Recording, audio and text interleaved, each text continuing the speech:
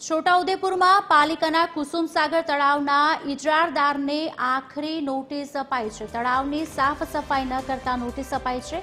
તળાવની સફાઈ કરવા માટે ₹50 લાખનું ટેન્ડર બહાર પડાયું હતું। ઇજારેદાર તળાવની સાફ સફાઈ ન કરતા પાલિકા દ્વારા નોટિસ આપવામાં આવી છે।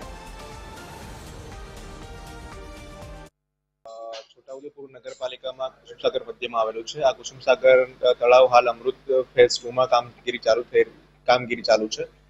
તળાવની કામગીરી આખરી તબક્કામાં છે અને જે બીજા કામગીરીના ભાગરૂપે તળાવની અંદરની સાફ સફાઈની કામગીરી પણ હતી।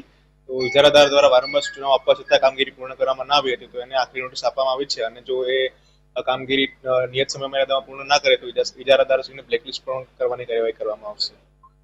થોડું કામ ફિનિશિંગનું બાકી છે, કામ પૂર્ણ થઈ ગયું એમ સમજી લો। અમારું પ્રોગ્રામ એવું હતું કે 15મી ઓગસ્ટે ત્યાં આપણે ધ્વજવંદન કરીએ, ત્યાં મોટું ફ્લેગ નાખેલું છે નગરની મધ્યમાં તળાવની અંદર, લોકાર્પણ પણ કરવાનું હતું તળાવનું અને 15મી ઓગસ્ટની ઉજવણી અમારે ત્યાં કરવાની હતી। પરંતુ આ એજન્સીને અમે છેલ્લા 1 મહિનાથી કીધું હતું તળાવની સાફ સફાઈ માટે, એમના જોડે અમે 5 વર્ષનું ONM કરેલું છે 50 લાખના ખર્ચે, પણ એજન્સી સિરિયસ નથી। એમને વારંવાર ફોન કરીને અમે જાણ કરી તો પણ ધ્યાન આપતી નથી।